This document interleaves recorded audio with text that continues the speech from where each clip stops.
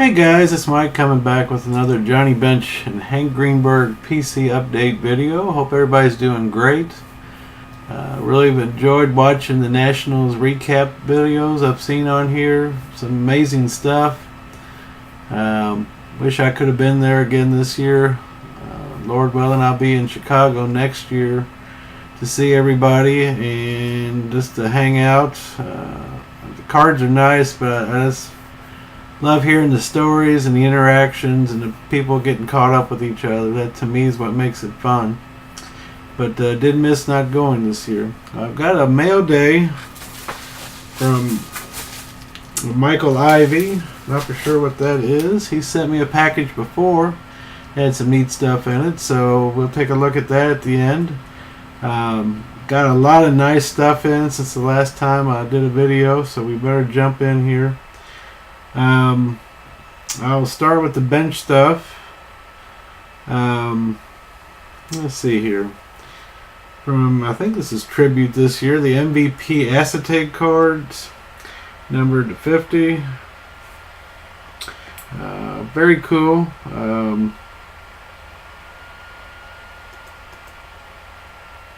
Haven't bought many of the tributes this year yet. I guess I'm kind of, maybe you can see his autograph on my forehead there.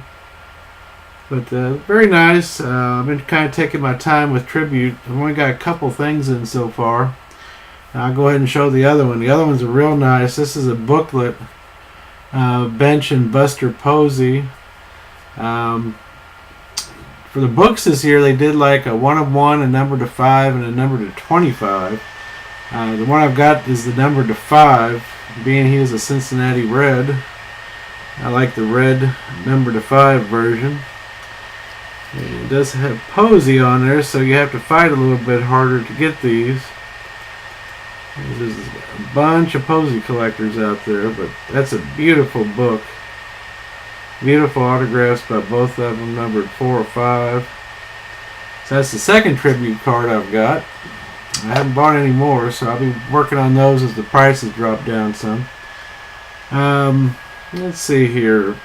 The Tier 1 that came out earlier this year, I wasn't a big fan of it because of the cards kind of make the autographs kind of disappear into the design. This is the more common one I hadn't got yet, a number to 50, and it shows up much better on this one. So, not my favorite year of Tier 1, but that one's probably better than the lower number cards of the 25 and 10, I believe. Out of Tech, High Tech, this year? I guess it was this year. This is the black refractor, I don't know what the hell they call these things. It's really neat, whatever it is. This is the 1 of 1. I think I've got the other 1 of 1. There's 2 versions of this. And there's 2 versions of the auto number to 1. I think I got the 2 non-auto and 1 of the auto ones. And this camera's not going to do it justice. It's got a nice... Yeah, this is not going to work out on this thing. It's a really nice card in person. Yeah, it's cool. I like that. Now this year's Allen and Ginter. He didn't have a lot of stuff. I assume he's only got 1 rip card numbered to 25 this year, and that's this one. And it's kind of neat because I'm sure a lot of these get ripped eventually. So how many unripped ones there are, I don't know. But even though it's numbered to 25, I gotta assume there's a lot fewer than that on the market. So they go for pretty good money. But I'm not. Don't ask me. I'm not going to rip it. I'm gonna keep it. I got another one from another previous year, and I think I'll just leave them just as they are. From this year's Series 2 Topps, this is the Burger's Best Bat Relic with auto, numbered to 10.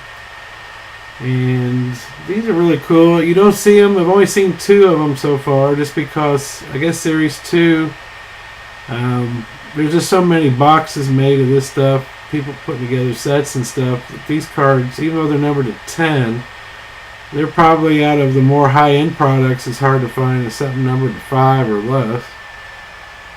So, very cool looking card. commemorates I don't know if he was the founder of Topps, but he was one of the earliest designers. I know he designed the 52 set. But very nice card. Out of this year's Flawless, he has the dual patch autos. All he has this year. So I was a little disappointed in that, but they're really nice. They got them numbered versions to 15, to 10, to 5, and to 1. I've already shown you the 1 of 1 in a previous video. I've got the 15. This is the 10 version. This is the red, or ruby, or whatever they want to call it. Dual patch auto. Nice big autograph. Nice couple patches. Very nice card. And the number to 5 version, which has got part of the logo thing on it. Very nice too. This is number 3 of 5. You get another one. It's a beautiful big autograph. Nice patch on both, especially on the left there. But yep, the only one I need now is there's another number to 5 version. That's the emerald. This is I guess the gold version. So if anybody sees the emerald to 5 Flawless like that, let me know, because that's the last one I need there. And that just leaves the 2 biggies for bench. Wow, they're both awful nice. I guess I'll show this one first. This one is out of 2008 Prime Cuts. When I saw this pop up online, these are the patches for people who collect older players. You just don't get many patches. For bench, it's usually red and white, or maybe some gray and red. But this one is number 2 of 2. Timeline 1970 cards. And it is just a beauty. Those 2 patches on the right, in 1976, Major League Baseball had their centennial. And they all had a round patch on the side of their jersey. So even though this is a 1970 timelines card, so to speak, now the patches on the left might be from a 70 jersey, but probably from a road jersey with the gray in it that had the patch on it in 76 is what I would guess. And National League is what you see from the 3rd window there, on the 3rd one from the left. And the 4th one is Centennial. You can see part of the word Centennial there. I've got one other Prime Cuts I've got with the similar patches. And then I've got one that's another Upper Deck product that had part of that tag. So I don't know if I've got most of that whole tag or if they had more than one. But when this popped up, he wanted a lot of money for it, and I had to work him down a little bit. But for us old-timer collections, that's about as good as you're going to get for bench. Next to the 05 Sweet Spot Classic and that 09, I think it's 09 Ultimate Collection. And the big bench I got in besides that one, this was on there out for a long time for like well over $1,000, and of course it never sold, so he eventually dropped it down to a 99-cent auction. And I didn't think I'd get it. I wasn't going to go too high because it's a non-auto version, but I did get it for a pretty good price, I think. I won it by like $10 over my high bid. Just made it by about $10 to spare. But this is from 2012 Topps Tier 1. And this is the bat knob, 1 of 1, with his classic number 5 on the bat knob. And that's just a beautiful card right there. I don't know, I can't remember. I think I've got 5 or 6 bat knobs now. I'll have to put them all together with the bat barrels and do a video just of them. But I was really happy to pick this one up. So that with the Prime Cuts is just amazing bench stuff. I do have a few Greenberg pieces I'll go over quickly. I got the Cuban. They actually made these Montiel Los Reyes del Deporte from the 1940s. I'm not for sure what year, but these were made in Cuba. And this one, it looks awfully, it's off center, but that's the way typically you find them. But this one's got no tears or real problems. It's got no bad stains on the back like you see usually. So I think this one's on grade okay. As long as it hasn't been trimmed, which you never know with these older cards, but that's very cool to pick up.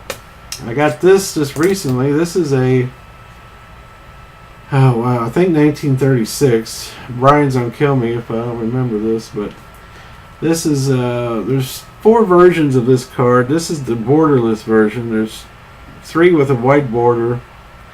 And this is called a Type 3. And it's in really good shape. Corners are pretty good. No creases that I can tell. That's a price tag on the holder there. But nothing written on the back. Pretty good. I'll be interested to see what they grade this at when I send it in. And again, hopefully it hadn't been trimmed. I picked this up just because the 1934-36 batter up cards, they were made over a period of from 34 to 36. Greenberg was number 57, and they made 4 color variations: a black, a blue, a brown, and a red. I had the blue one, and I decided I'm going to go ahead and try to get all 4 of them, like Brian's got. And this was on eBay, and again I had to wait till it came down some. But this is already graded by SGC as a 55, which is very good, excellent. It'd be a PSA 4.5, but for this year, and this card, these are little pop-ups like you've probably seen in like archives and stuff, where there's actually a little perforation. Well, you can see it pretty good there around the batter. You can pull that back and make like a little stand-up card out of it, which is where they got these ideas from in these modern sets. They're kind of reissues of cards like this. But beautiful card. I love the red background, probably better than any of them. It just kind of pops out. Not so much with my camera, but it's a really pretty card. So I'll go ahead and try to get the rest of those. And let's see here. I think that just leaves a couple things here. I got a couple of vintage pictures. I see these pop up. I'm going to go ahead and grab them if I can get them for reasonable prices. This is real cool. Hank started, he had one game in 1930, then he played from 33 to 46 with the Detroit Tigers. And during a contract dispute with the Tigers, instead of giving him a new one, renegotiated contract like you hear about so much today, they just dumped his contract to Pittsburgh in the National League without talking to him about it. He just found out he was now a Pittsburgh Pirate in 1947. And this is a Type 1 photo. It's dated April 14th, 1947.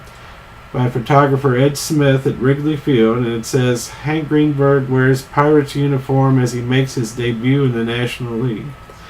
Now this must have been a practice session. This was it's dated, it says April 14th. I looked it up. The actual first game that year was April 15th for Pittsburgh versus Chicago. So this is a full 8x10 in pretty good shape for a. Got all the it's got names and stamp marks and Acme and all that kind of stuff. It's even got the credit for the photographer and stuff at the bottom. Ed Smith, I don't know if he was a famous photographer or not, but that is very cool. So I was going to send this to PSA because I know they used to slap those vintage photographs and holders, but apparently they stopped doing that, which really didn't make any sense to me. And this is a smaller version. This is a little bigger than a 5x7.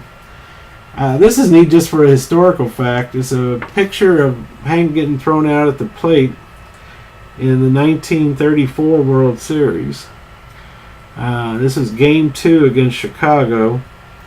The catcher is Gabby Hartnett, which, if you all have seen his cards pop up a lot on National Treasure and Flawless Breaks, that's who he is. He's a catcher for the Cubs.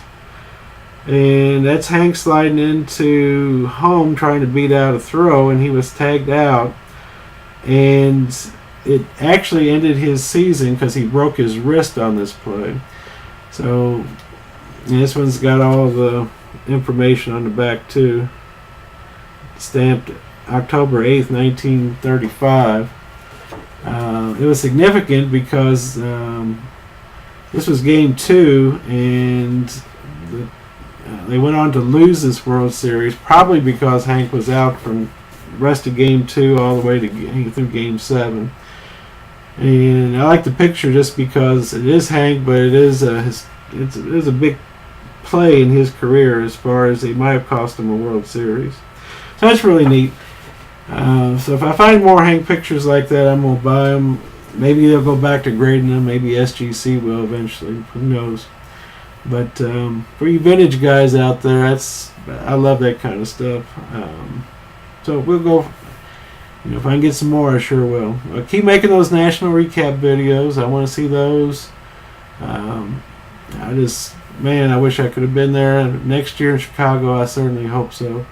Hope everybody's doing great and enjoying the Olympics. I enjoy that a lot too, so I'm having a lot of fun watching that. But I forgot to open Mike's package real quick here. Let me see what he sent here, because I have no idea what this is.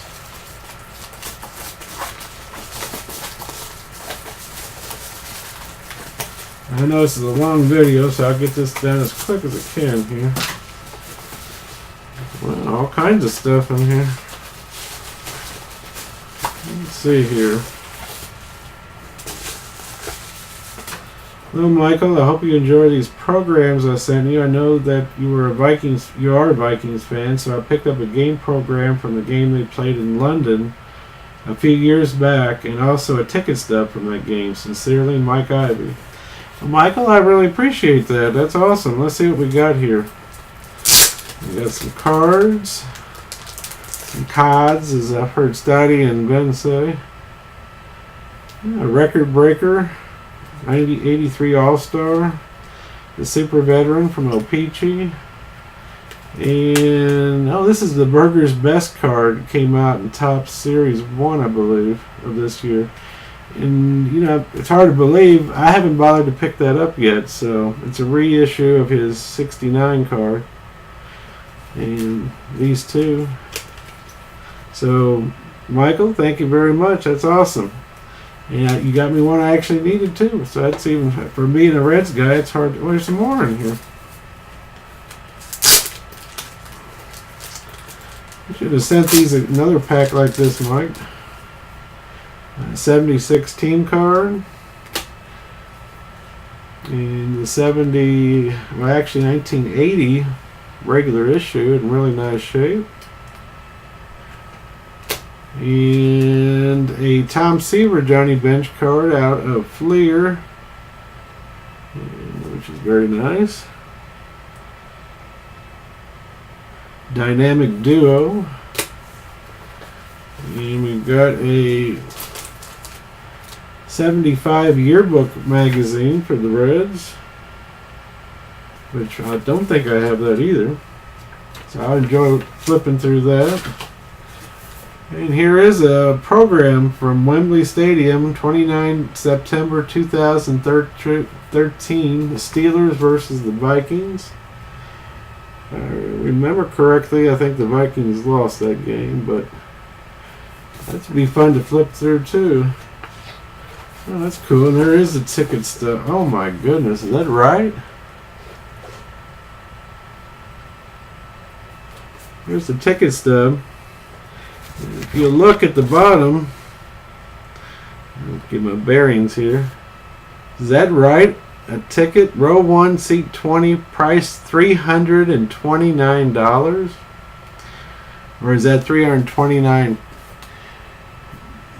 Euro dollars? Whatever it is, that's a lot of money, is what I would think. Wow. That is pretty cool, though. So, Michael, thank you very much. That's an awesome care package there. I really appreciate that. And watch your mailbox. I'm sure I can find something to send back to you for all your generosity. I better get off. Thanks a lot, guys. Take care, and I'll talk to you soon. Bye-bye.